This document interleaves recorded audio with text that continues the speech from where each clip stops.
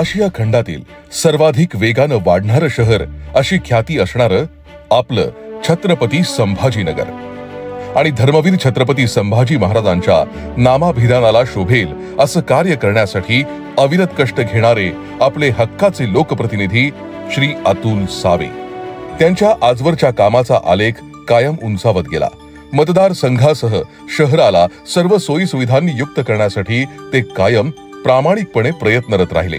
सर्वसमावेशक विकास हा त्यांच्या कार्याच्या केंद्रस्थानी राहिला।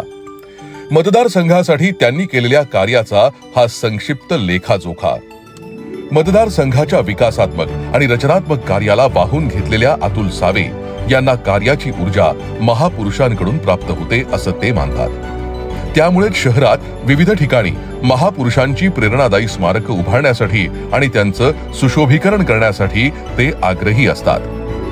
छत्रपती शिवाजी महाराज यांच्या जय भवानी नगर येथील भव्य सिंहासनारूढ स्मारकाचं तसंच अयोध्यानगर येथील पुतळ्याचं सुशोभीकरण करण्यासाठी त्यांनी कृतज्ञता भावनेतून पुढाकार घेतला। भारतरत्न डॉक्टर बाबासाहेब आंबेडकर यांचं स्मारक सुशोभीकरण, महाराणा प्रताप यांच्या पुतळ्याची प्रस्तावित उभारणी, महाराष्ट्रातील हरित क्रांतीचे जनक स्वर्गीय वसंतराव नाईक यांच्या स्मारकाचं सुशोभीकरण अशा असंख्य महापुरुषांच्या स्मारकांचं सुशोभीकरण आणि निर्मिती शहरात त्यांच्या पुढाकारातून झाली। महापुरुषांच्या जयंतीचा कार्यक्रम जल्लोषात व्हावा यासाठी ते व्यक्तिशः आग्रही असतात। त्यांच्या पुढाकारानं मतदारसंघात जयंती सोहळे मोठ्या स्वरूपात साजरे केले जातात। महापुरुषांच्या दूरदर्शी विचारांची प्रेरणा घेऊन दूरगामी परिणाम साधता येईल असं कार्य करता येतं ही त्यांची प्रामाणिक भावना दिसून येते। त्यांचे हे विचार त्यांच्या कार्यातून दिसून येतात। त्यांच्या विकासाचा आलेख बहुआयामी आहे। विकासाचा सर्वात महत्त्वाचा पैलू म्हणजे रस्ते। ज्या शहरातील रस्ते दर्जेदार असतात त्या शहराला विकसित शहर अशी ओळख मिळते। अभिमानाची गोष्ट म्हणजे आज आपल्या शहराची ओळख निर्माण झालीये, कारण सुमारे 685 कोटींच्या निधीतून दुभाजकांसहित सिमेंट कॉन्क्रीटचे रस्ते सर्वत्र दिसून येत आहेत। मतदारसंघातील सर्व प्रमुख रस्ते आणि सुमारे 90% अंतर्गत रस्ते पूर्ण झाले असून उर्वरित रस्ते विकासाचं कार्य देखील प्रगतीपथावर आहे। सिमेंटचे पक्के रस्ते बनल्यानं किमान 25 वर्षांच्या रस्त्यांचा प्रश्न मार्गी लागलाय। कधी काळी रस्त्यातील खड्ड्यांनी त्रस्त झालेली जनता अतुल सावे यांना निवडून दिल्याबद्दल निश्चितच समाधानी आहे। आमच्या कॉलनीतल्या सगळ्या रस्त्यांचं काम केलं, काम अतिशय छान झालेलं आहे। रस्ते तर चांगले झालेच आहेत, पण परिसर सुद्धा स्वच्छ झालेला आहे। पुढचे आमदार आम्हाला सावे साहेबच पाहिजेत हे आम्ही ठरवलेलं आहे। रणी निघत शूर न पाहे माघारे, रणी निघत शूर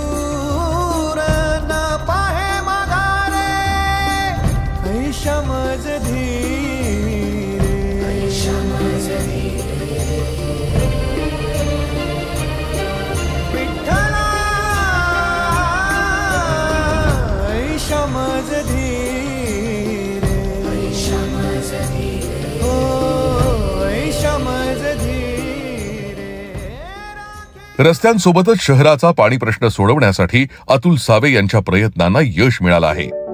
2740 कोटींच्या भरघोस निधीतून संपूर्ण शहराच्या भविष्यातील पाण्याची सोय झाली आहे। जायकवाडी सारखं मोठं धरण जवळ असूनही मागील काही वर्षात पाण्याचा प्रश्न भेडसावत होता, कारण वाढणाऱ्या लोकसंख्येला आवश्यक साठवण क्षमता नव्हती। धरणापासून शहरापर्यंत जलवाहिनी कमी क्षमतेची होती आणि अंतर्गत जलवाहिनीचं जाळं अपुरं होतं। यासाठी अतुल सावे यांनी 2019 मध्ये एक योजना मंजूर करून आणली। तसंच त्याची टेंडर प्रक्रिया अवघ्या 56 दिवसात पूर्ण करून घेतली। पण 2020 ते 2022 या काळात कोरोना महामारी आणि बदललेल्या राजकीय परिस्थितीत प्रकल्पाचं काम ठप्प झालं। 2022 साली आपल्या महायुती सरकारची सत्ता स्थापित झाल्यावर हे कार्य अतुल सावे यांच्या पुढाकारानं पुन्हा वेगानं सुरू झालं। या योजनेमधून जायकवाडी धरणापासून शहरापर्यंत नवी जलवाहिनी तसंच शहराअंतर्गत सुमारे 2700 किलोमीटर जलवाहिनीचं जाळं प्रस्तावित असून नवीन 53 पाण्याच्या टाक्या बांधण्यात येत आहेत। तसंच फारोळा इथे जलशुद्धीकरण केंद्र निर्मितीचं काम प्रगतीपथावर आहे। आवश्यक पायाभूत सुविधांची निर्मिती झाली असून डिसेंबर 2024 पर्यंत काम पूर्ण होणार आहे। हा प्रकल्प पूर्ण झाल्यानंतर शहराला दररोज पाणी मिळणार आहे। कोई प्रकार की निधि की नहीं है कमतरता, तो भी उसके बावजूद क्यों ये योजना देर से चल रही है, इसलिए हमने आज सारे अधिकारी दो या कॉन्ट्रैक्टर रहो इनसे पूछताछ की है और हमने उनको बोला है कि दिसंबर तक आप ये पूरी योजना कंप्लीट करके हमारे इस छत्रपति संभाजी नगर के नागरिकों को मुबलक पानी दिया जाए। मैनुअल कैसे परवड़ेगा जो जेसीपी का रेट है वो, तो आप रेट वहाँ पे बढ़ा के नहीं दोगे तो कैसे होगा काम? आपके लोग जाना चाहिए ना वहाँ पे। पोलीस साहेब तुम्ही त्यांना इंस्ट्रक्शन द्यायला पाहिजेत ना। टेंडर कंडीशन में फुल टाइम आप इस फील्ड का एक आदमी रहेगा ऐसा लिखा है उसमें, क्योंकि टेंडर मैं डॉक्यूमेंट बनाया हूँ, पर आपका ध्यान ही नहीं उसमें। आप आज मिल लिए कि चले हैदराबाद, वो जो आपके नीचे के लोग हैं वो कोई ध्यान नहीं देते, कुछ नहीं करते।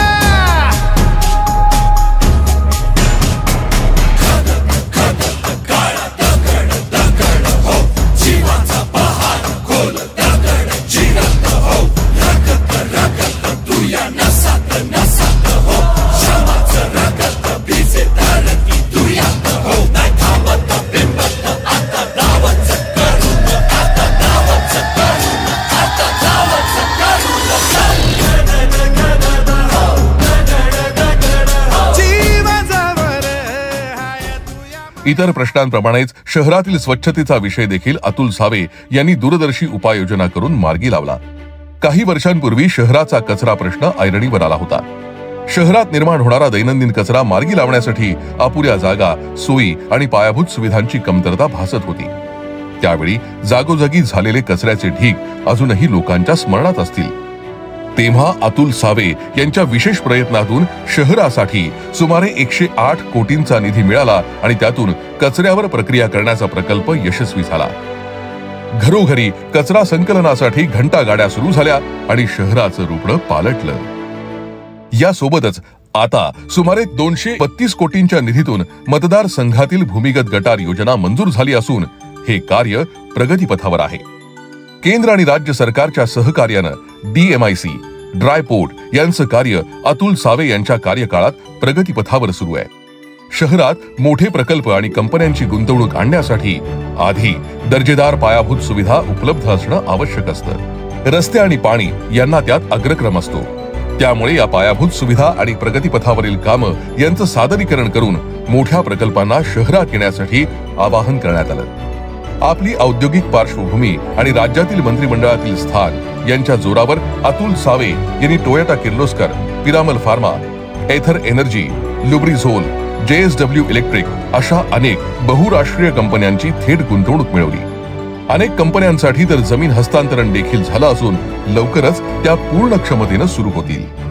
सुमारे 50,000 कोटींपेक्षा अधिक गुंतवणूक आणि 25,000 पेक्षा अधिक प्रत्यक्ष आणि अप्रत्यक्ष रोजगार निर्मितीमुळे शहराच्या अर्थकारणात मोलाची भर पडणार आहे। बजाज सारख्या एका मोठ्या प्रकल्पानं शहरात किती रोजगार आणि उद्योग निर्माण झाले हे आपण अनुभवलंच आहे। आता बजाज प्रमाणेच अनेक मोठ्या कंपन्यांच्या एकत्रित गुंतवणुकीमुळे शहराच्या आर्थिक विकासाला किती मोठ्या प्रमाणात चालना मिळेल याची आपण कल्पना करू शकतो। केंद्र आणि राज्य सरकारच्या योजनांच्या माध्यमातून अनेक नवे उद्योजक, व्यावसायिक घडतायत। शहरात स्टार्टअप कल्चर विकसित होत आहे आणि त्यासोबतच अतुल सावे यांनी वेळोवेळी आयोजित केलेल्या महारोजगार मेळाव्यांच्या माध्यमातून हजारो युवकांना रोजगार प्राप्त होत आहेत। अतुल सावे यांच्या दूरदर्शी नेतृत्वात शहरातील उद्योगाचा आणि पर्यायानं रोजगार निर्मितीचा पाया अधिक मजबूत होत आहे।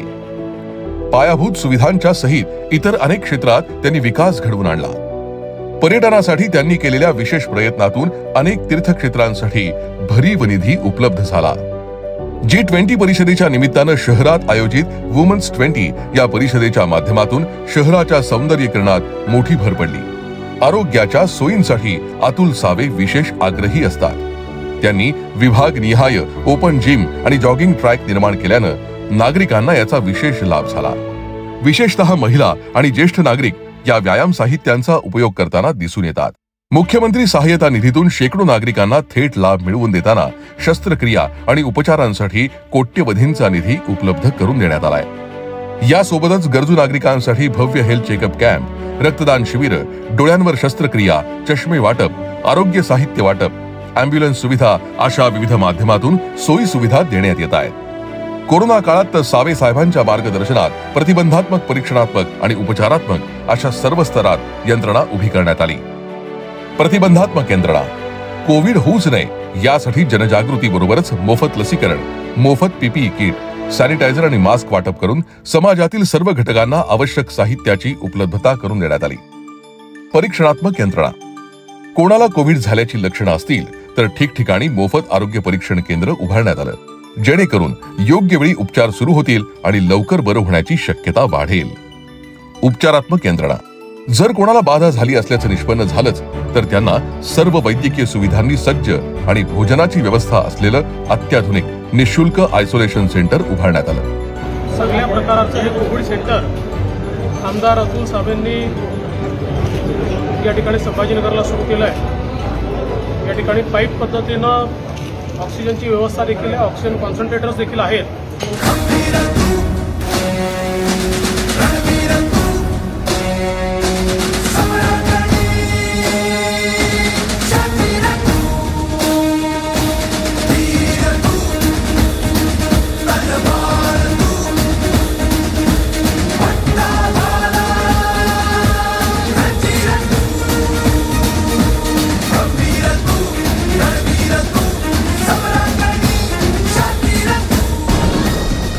रुग्णसंख्या वाढण्याची शक्यता लक्षात घेऊन अनेक हॉस्पिटलला देणगी स्वरूपात बेड देण्यात आले. यासोबतच कोरोना काळात ठिकठिकाणी मोफत शिधा वाटप केंद्र, अन्नछत्र उपलब्ध करून दिल्यानं अतुल सावे यांना नागरिकांचे असंख्य आशीर्वाद प्राप्त झालेत. माणुसकीच्या नात्यानं त्यांनी केलेले हे कार्य सर्वांसाठी संस्मरणीय ठरलं. याशिवाय त्यांचा सामाजिक कार्यात देखील मोठा सहभाग असतो. दिवाळी पहाट, श्रीराम मंदिर रथयात्रा, LED laser show, Datta Jayanti, Ganpati विसर्जन तळ, श्रीराम मूर्ती दर्शन, 109 कुंडात्मक महायज्ञ सोहळा, दहीहंडी, नवरात्र उत्सव, गुढीपाडवा, रामनवमी शोभायात्रा, अखंड हरिनाम सप्ताह, वाळुंज पंढरपूर येथील आषाढी एकादशी अशा असंख्य धार्मिक कार्यक्रमांच्या माध्यमातून त्यांचा लोकांसह संपर्क असतो. तसंच दरवर्षी श्रावणात कृष्णेश्वर आणि भद्रा मारुती इथे मोफत दर्शन सेवा त्यांच्यातर्फे प्रदान करण्यात येते. आजवर किमान 10,000 नागरिकांना याचा थेट लाभ झालाय. मुलांसाठी पतंग महोत्सव, युवकांसाठी क्रीडा स्पर्धा, महिलांसाठी खेळ पैठणीचा, राष्ट्रीय एकात्मतेसाठी तिरंगा रॅली असे असंख्य सामाजिक उपक्रम त्यांच्या माध्यमातून आयोजित केले जातात. याशिवाय समाजातील सर्व घटकांच्या कार्याची दखल घेऊन ते अनेक उपक्रम आयोजित करत असतात. 80 वर्षांपुढील ज्येष्ठांचा सन्मान, स्वातंत्र्य सैनिकांचा सन्मान, वीरपत्नींचा सन्मान, माजी सैनिक तसंच शिक्षकांचा सन्मान अशा अनेक कार्यक्रमांमधून समाजातील प्रत्येक घटकाला ते समाहित करून घेतात.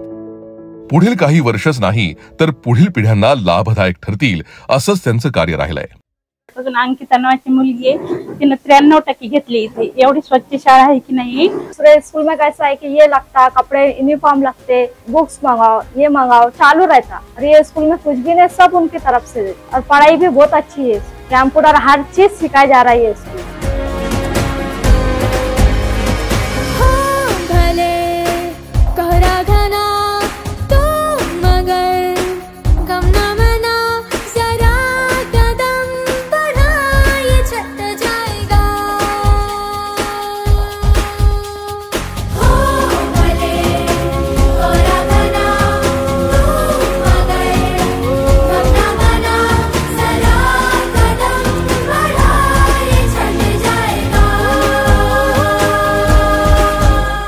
नजरिया बदल के नजारे बदल दे, खिलाफत के सारे इशारे बदल दे.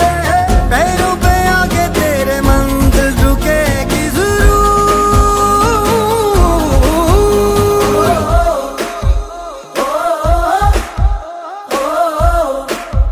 है ठान लिया